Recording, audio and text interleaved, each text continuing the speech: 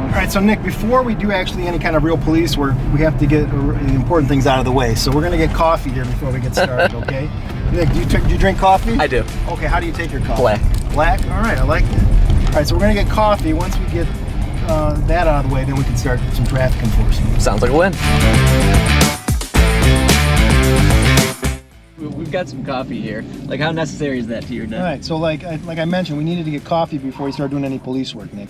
Any good cop is not gonna get wet, and he's gonna have a coffee in his hand. So, and we're gonna spend some time today with the traffic unit focusing on Warren Avenue, where I'm happy to report crashes are down 16% for 2022 compared to the previous year. But once again, I mean, the roads aren't safe enough. And there's three components to improving traffic safety: education, enforcement, and engineering. And today we're going to be focusing on education and enforcement. You know, one of the priorities for Mayor Hammoud and I is traffic safety.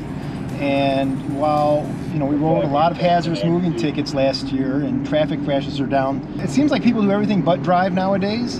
And, you know, texting and driving is a problem across the country, but it's also an issue here in Dearborn. So in addition to focusing on hazardous moving violations, we're also going to focus on people that are texting and driving.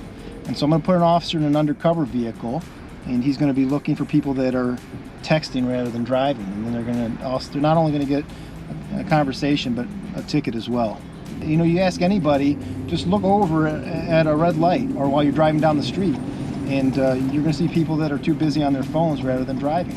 And, you know, we've had accidents, fatal accidents that have been the result of people texting and not driving. But it's not just about that, right? I mean, Warren Avenue is a very vibrant neighborhood, right? You've got a bustling neighborhood, you've got a robust business district, and when you combine those two things, you know, it can be dangerous. So the reality is there was enforcement that was happening. We also want to provide education as well. You know, I want to remind people to cross at crosswalks. Look both ways. I mean, they sound like simple things, but, you know, if you don't do that, you know, the outcomes can be terrible. We're a busy city, and so we do our best every day to try to keep people safe.